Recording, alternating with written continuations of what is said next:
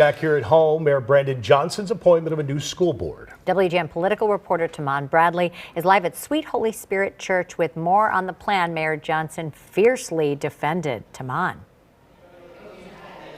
He sure did, Dina and Patrick. You know, when we cover these press conferences, we hope for a good soundbite, good information so we can tell stories. Boy, did we get that and then some. The mayor was defiant.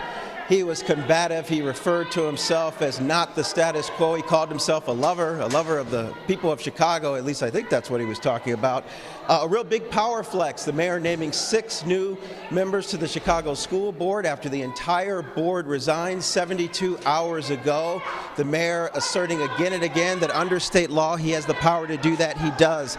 The members stepped down after they declined to act on the mayor's demand that they fire CPS CEO Pedro Martinez and take out a high-interest loan to cover budget expenses. A new board will presumably carry out the mayor's orders, and it clears the way for Johnson, a former Chicago Teachers Union organizer, to execute his education agenda. All of this is playing out before Chicagoans elect a partially elected school board next month. Now, there is a strong reaction from all corners of the city to all of this. 41 of Chicago's 50 city council members, including several of the mayor's progressive allies, have called for hearings before the new board is seated, but the council does not have the authority to stop these appointments. Other Chicago stakeholders are weighing in as well. The Civic Committee of the Commercial Club of Chicago and the Chicagoland Chamber of Commerce said in part, "We strongly urge the board to keep CEO Martinez in place, reject the misguided proposal to borrow more money, and work with all parties to bring transparency and long-term fiscal stability and quality education to the school system." This criticism doesn't seem to faze the mayor. He's moving ahead with his agenda and not answering direct questions about his plan.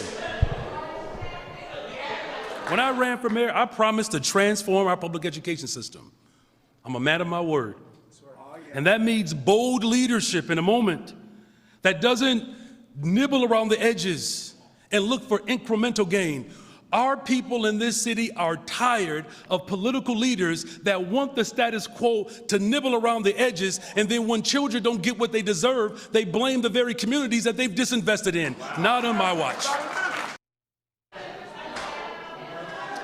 The former activist turned mayor has fired up a lot of people in this city. As you can see, there were protesters here. In fact, they interrupted the mayor's press conference several times. These folks are chanting not legit. Of course, the mayor is the legitimately elected mayor of the city of Chicago. As I mentioned, we have a lot to work with, and we'll try to make sense of all of this and bring it to you tonight on the WGN Evening News. For now, live on the South Side, Taman Bradley, WGN News. Sounds good.